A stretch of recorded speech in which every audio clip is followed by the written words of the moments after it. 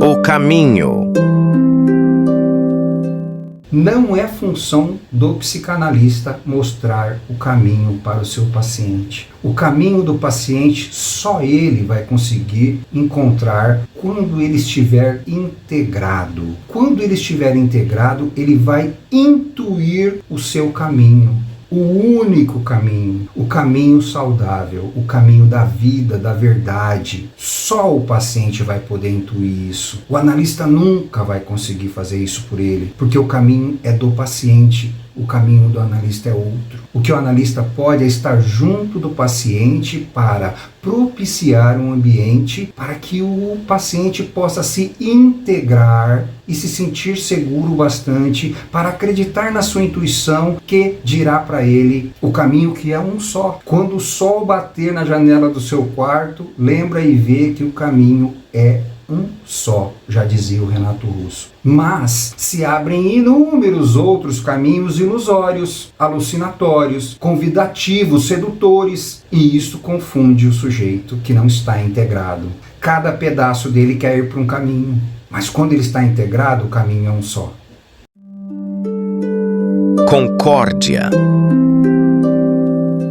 Quando a gente fala de um ambiente de concórdia, nós não estamos falando aqui de concordar no nível racional. Pouco importa quem está com a razão. Concordar é estar junto de coração, concordes. E isso vai se dar para além do verbo. Isso vai se dar numa psicosfera pós-verbal. Pouco importa o que está sendo dito, se está configurado um ambiente afetivo de concórdia, onde o bem do paciente é o bem do analista, onde o trabalho que está sendo feito ali é de unificação, é de integração, não é um jogo, não é quem sabe mais, não é quem é maior, quem é menor, não é quem é superior, quem é inferior, não é quem é autoridade, não é quem é doutor. Verdade e disputa. Para que a verdade possa emergir, para que a verdade possa ser desvelada, para que ela possa aparecer, não pode haver disputa, não pode haver competitividade. Enquanto houver competição, enquanto houver disputa, a verdade não vai aparecer. A verdade vai aparecer na união dos opostos. É aí que a verdade aparece. E quando eu falo união dos opostos, é quando as partes são capazes de renunciar aos pressupostos cristalizados e saturados. Aquilo que ele tinha como certeza, as duas partes precisam disso. Os dois precisam se propor a pesar novamente, a repesar, a repensar. Filha do silêncio. A concordância é filha do silêncio, não das interpretações. A concórdia é um desdobramento de um processo silencioso que tolera o silêncio, e não fruto de uma falação desenfreada, de uma verborreia, de uma interpretorreia. Devolver. O paciente começa a falar, o analista já começa a ficar ansioso para devolver alguma coisa para o paciente. Mas devolver o quê? Se nada fez sentido ainda para ser devolvido. Você não está devolvendo, você está dando para ele algo que é teu. Então é importante que a gente seja capaz de ter paciência, tolerância para ouvir o paciente. E também abrir espaço para que o paciente possa se ouvir. Porque muitas vezes ele também vai exigir que a gente entregue alguma coisa, sendo que nem ele mesmo se ouviu direito. Resultado. O paciente chega desesperado por resultados e você entra na vibração do desespero dele para entregar este resultado. Mas resultado do quê?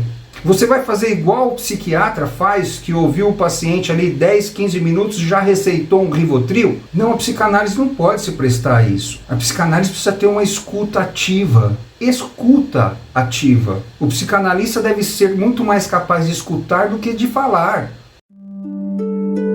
Técnica e acolhimento.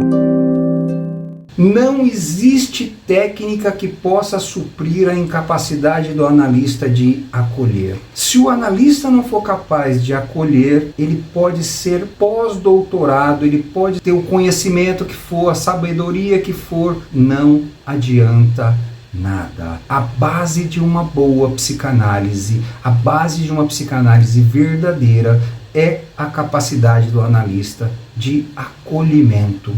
E quando ele percebe que ele não está conseguindo acolher, ele precisa ser humilde o suficiente para encaminhar este paciente, porque existe algo nele que está obstruído e não está permitindo que ele possa exercer a sua função de acolhimento. E tudo bem, somos humanos. Acolher. Enquanto psicanalista, você não é obrigado a acolher todo mundo. Ninguém é obrigado a acolher. Mas é só a partir do acolhimento que uma psicanálise verdadeira pode ser bem sucedida. Então, a humildade do analista de perceber que ele não está conseguindo exercer a sua função de acolhimento com um certo paciente, é importante que ele tome a atitude de encaminhá-lo. Ah, mas como ele vai fazer isso? Pois é, aí já é uma questão para ser tratada em supervisão, porque cada caso é o caso e precisa ser olhado de maneira singular. Barulho. Se o sujeito convive constantemente num ambiente ruidoso, barulhento, ele não consegue pensar, porque a atenção dele está sempre voltada para fora. E para que você consiga organizar o seu mundo interno, para que você consiga apaziguar o seu mundo emocional, você precisa se direcionar para dentro. A sua atenção precisa se nortear para o interno. E quando a demanda externa é muito grande, eu não consigo fazer isso. E muitas vezes é justamente com esse intuito que o sujeito está sempre configurado em ambientes barulhentos e ruidosos, porque ele tem medo de olhar para dentro. Funcionamento saudável. Não tem como pretender um funcionamento emocional saudável enquanto inserido em vínculos ou em ambientes ruidosos, barulhentos e auditivamente tóxicos. Isso é perturbador. Então, muitas vezes o paciente chega se queixando de uma desorganização emocional que vai gerar angústias, que vai gerar ansiedades, mas ele está inserido num ambiente ruidoso, um ambiente barulhento, um ambiente poluído auditivamente. Enquanto ele estiver inserido ali, ele não pode de maneira alguma pretender um bom funcionamento emocional. Desintoxicar. O vínculo ruidoso, o ambiente ruidoso, ele não é nocivo somente enquanto o sujeito está inserido ali. Mas depois que o sujeito se desloca dali ou que o ruído cessa, este ruído vai continuar ecoando na mente do sujeito e vai demorar um tempão para que ele possa se desintoxicar disso tudo e possa conseguir ali um mínimo silêncio, uma mínima paz interior. A gente não está falando só do efeito causado no momento do sujeito que está inserido no ambiente ruidoso, mas a gente está falando que este barulho externo continua ecoando mesmo depois que o ruído cessa. E para se desintoxicar dessa saturação auditiva, leva tempo e dedicação. Você continua ouvindo isso. Principalmente se esse ruído tiver alguma configuração sedutora para o aparato sensorial.